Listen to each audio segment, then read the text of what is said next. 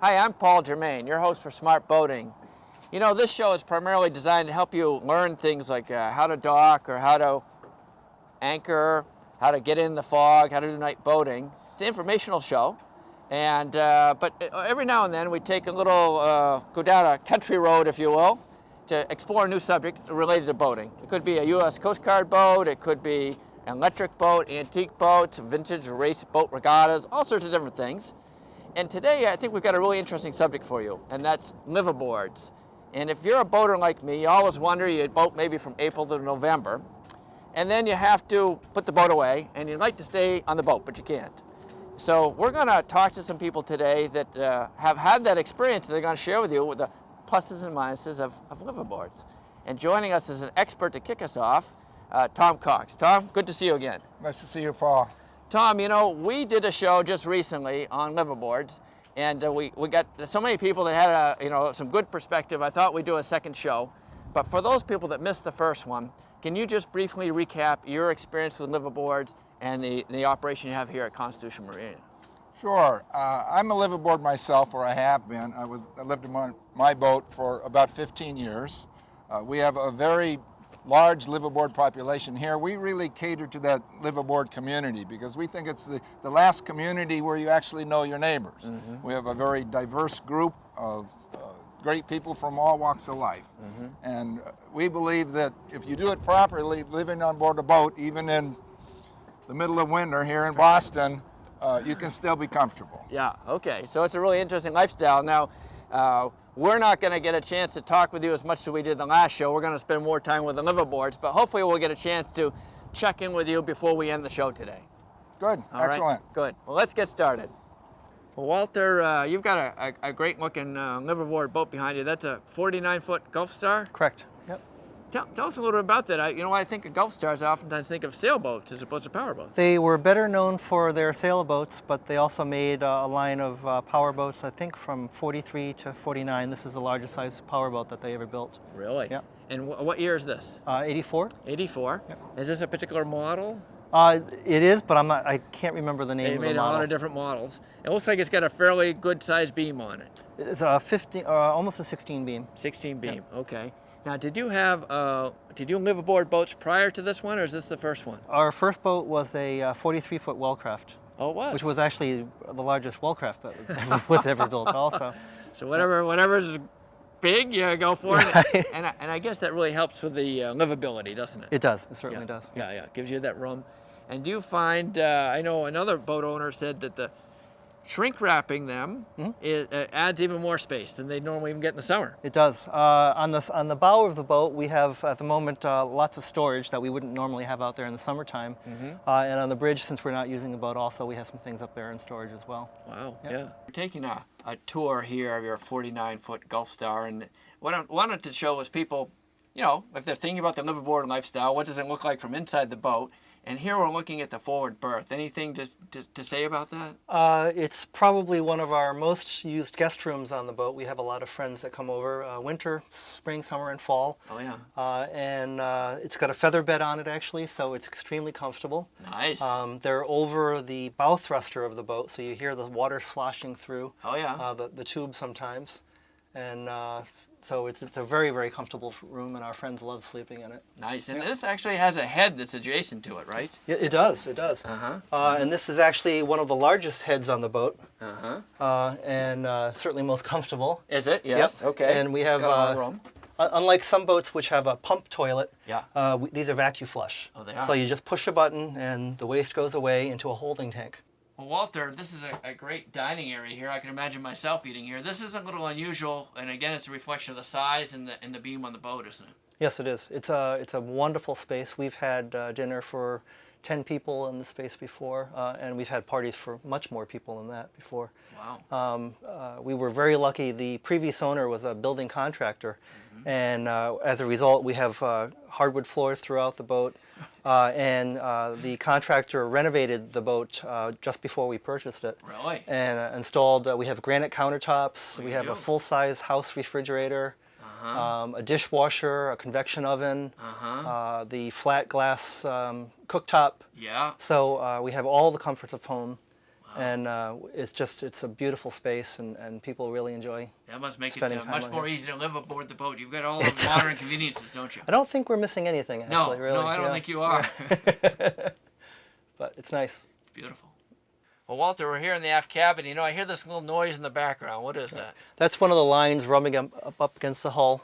And it can be a little annoying at times. At other times, it lulls us to sleep at night. Okay, and It's very nice. That's one of the things about being on a boat, right? It A is. boat is not typically motionless, so that's something someone should consider. Right. You know, as we're talking about the liveaboard lifestyle, that boats are always in motion. There's going to be little noises and things that you're either going to like or you're not going to like, right? People often ask, how do you sleep on a boat that's moving all the time? Well, it's kind of like being in a cradle. Yeah. You're actually being rocked to sleep, and our marina, Constitution Marina, is so far deep into the harbor that we don't have all that much in the way of wakes from passing boats at all. Okay, all right, so you just got a gentle motion. But if someone was thinking about another anchorage, that would be something they might want to think about, Definitely. right? There are other marinas in the harbor that are, every single boat is passing them, and they're getting pushed around quite a bit, so it's a lot easier for us. It's a tough situation for them. Right. And this is just a beautiful space back here. Again, you've got the beam of the boat, which is really giving you a lot of space back here. So, Right. yeah. Right. And in the stern of the boat, under this bed, is a 700-gallon diesel tank. Holy smoke. So Jeff and I, there's no smoking in this bed. Yeah, oh, sure. We joke with friends, but Right. we're literally sitting or sleeping on top of fuel. Isn't that something? And but it's a great bed. It's a thermopedic bed, actually, so it's extremely comfortable. Wow. We have a hatch over the bed, so in the summertime we'll open that up and let some fresh air in. Beautiful. And it's a beautiful space. What a nice way to rest and relax. Right. Yeah. Walter, here we are in the salon. This is, again, very spacious. We're going to have our camera guy pan it a little bit. Is there anything you can tell us about it?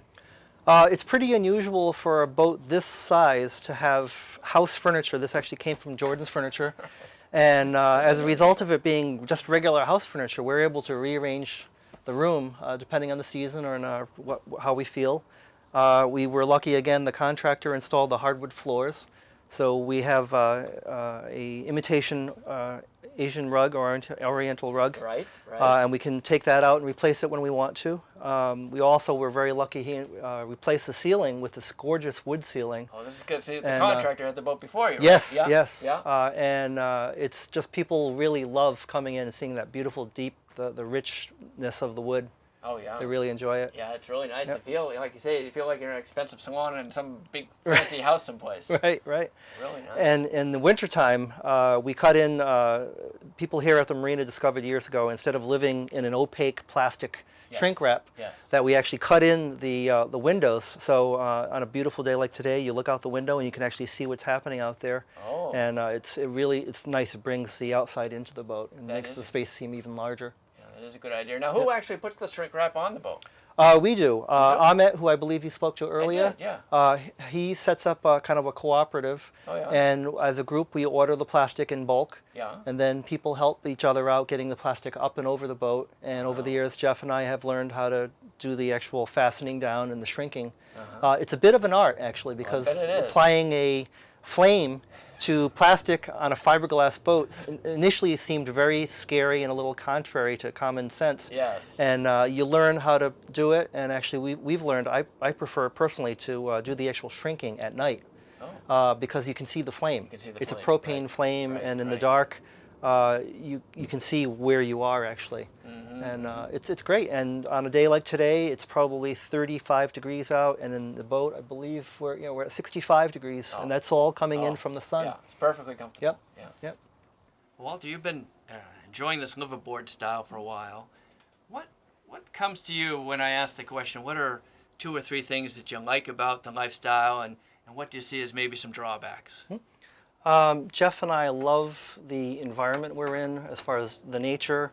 We're a little more in touch, I think, with nature. When a storm comes up, it means more to us than it does to somebody living in a house. Yeah. We have a wonderful, wonderful sense of community and amazing neighbors summer and winter time.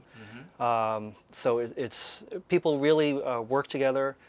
We have an email chain that if you have a question or a problem, you put that out there, and on a good day you'll get 5 or 10 answers. Really? Some of them good, some of them not so good.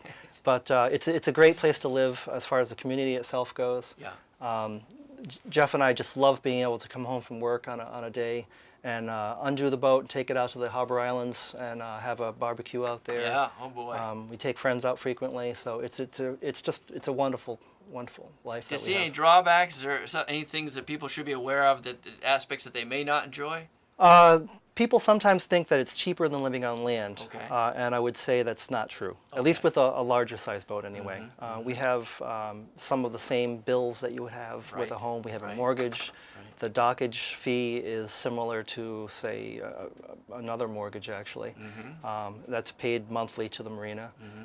But one of the good parts of that is we don't have to shovel snow. Right. The marina shovels the dock for us Right, when it snows out. right. The electricity is included in the summertime. In the wintertime, we have to pay for our own electricity. Water is supplied by the marina. The septage is pumped away by the marina. Yeah, The marina provides a heated swimming pool I saw that, year-round. yeah. So that's wonderful. We have great parties up there. Yeah. The one big adjustment that we had to learn was that you don't need all that stuff that you have with a house, even though we have a lot of space here. You know, at holidays and birthdays, people ask us, what do you want for Christmas or your birthday? Yeah. And we don't really, we don't need anything. We've got no place to put it in the first place. Right. So it kind of makes the life a little bit more minimalist. Well, here we are. We're going to look at another interesting boat here at Constitution Marina, one of the liveaboards. It's a sailboat. Darcy, can you tell us a little bit about your sailboat? Yes, it's a 38-foot Catalina, and we bought it 2 years ago. Okay. And did you have boats before this, or did you step right into that size? We actually had a big transformation. Oh. We had our first sailboat in Minnesota, and that was just in the last 5 years, Oh, so yeah. we're fairly new to it. Oh, okay. Loved it so much. Yeah. We got ourselves to the eastern seaboard and into a bigger boat. Wow. Now, is this your first liveaboard boat? Yes. Okay. All right. And you picked this size boat. Is it something that you thought, well, this would be enough space for us, or was there some things you had in mind when you selected this boat? We thought it wasn't a good starter size, and that it could easily be resold if we thought this wasn't for us. Right. And how about when you selected the marina? Was there anything that was that a process at all, or did it just? It was an easy process. Easy process. Okay. It was, because it did have it catered to the liveaboard population, and we did plan on living year-round. Oh yeah. And it just seemed so much, had more to offer than the other marinas around. It was up far enough into the harbor where we felt it offered the safety from. You weren't rocking around, and then if a storm came up, you were well protected and that Yes. sort of thing. Yeah, Yes. makes good sense. Well, Darcy, there seems to be a real variety of boaters that have adopted the liveaboard lifestyle. And some boaters, like power boaters, for example, they like the beaminess of the boat because they feel it gives them more storage. Now, you're on a fairly good-sized sailboat. What's your perspective on that? Has that been an issue for you in terms of the different dimensions of the sailboat? Is that? There's no doubt the other designs have more space. I feel we have enough space. Okay. And we make do fine, and we're very comfortable. And we also have off-site storage, so we you do? some shifting of things, seasonal Okay. related usually. Okay. And when you bought this boat, were you thinking about usage at all? In other words, did you think, well, we want to do a liveaboard, but we also want to do some level of cruising? Was that in your mindset when you were thinking the process through? Definitely. Yeah. And we prefer the solitude of the sail versus the motor. And in order to do enough of it, the cost of a motor boat operating it versus the sailboat, those were two big considerations. Could be pretty expensive. Yes. So what sort of usage were you thinking? Were you thinking, well, we're going to do a lot of day sailing or weekend sailing or long distance sailing or? Long-term plan Yeah. would be to go to the Caribbeans. And so learning would be how we started out. So day sailing, we do overnighters. Yeah. We just want to grow from there to our big plan. Oh yeah. So storage can be a big issue, but you've got that one nailed. How about like heat and cooling. When people are in a traditional house and it's cold, they turn on the thermostat or they open a window to get the air in. Or has that been an issue? How have you found that aspect of being on liveaboard? Well, we have a small propane heater. We have a propane stove that can always be used to supplement, and we have electric heaters. And the combination, we're very comfortable. Are you? Yes. Okay, so it's not like you're freezing to death out here. No, we do dress accordingly, and we're actually very big outdoors people. Okay. And so we have the clothing. And we also, I'll say, the key to the sleeping, Okay. the heated mattress pad Ooh. and the heated blanket. Oh. And it's just a nice, even amount of heat. I like and that. I have never slept so comfortably, temperature-wise, Really? than here. Well, Darcy, when people watch the show and they're trying to figure out, is this the right thing for them or not? If you had to kind of summarize it and you say, well, these are the 2 or 3 things that really have struck out in terms of being pleasurable about this experience, and here's a couple of things that might bother somebody, what would be the things that would be on the top of your mind? It helps if you really like the outdoors, Okay. and if you're willing to sacrifice a few things to, I say, gain a lot of things. You just have to be willing to have a little inconvenience for some day-to-day type things, Okay. and really take the opportunity to enjoy the benefits, spending the time on the back of the boat when I say we have a $1 million view. Yeah. And Yeah. it's just definitely worth it. Just be able to understand there's a little bit of ruggedness, but there's a lot of gain. Yeah. Well, we're here with another liveaboard, Steve, and you've got a Chris Craft behind us, right? Yes, we do. Can you tell us a little bit about that boat? It's a 42-foot Catalina that we purchased last spring. Initially, we had a smaller vessel, a 34-foot Silverton, and since we're going to spend much more time on the vessel, we decided we needed something a little bit larger. Oh yeah. Now, were you living aboard the smaller boat? In the summertime, we were living aboard the In the smaller summertime. boat. Yeah. Okay. All right. Yeah. And you just said when you got this one. When did you get it? Last spring. Last spring. So is this your first winter aboard the boat? Yes, it is. Okay. And you actually live out of town, out of state, right? Correct. And you come up here. What makes you come up here? Well, several things.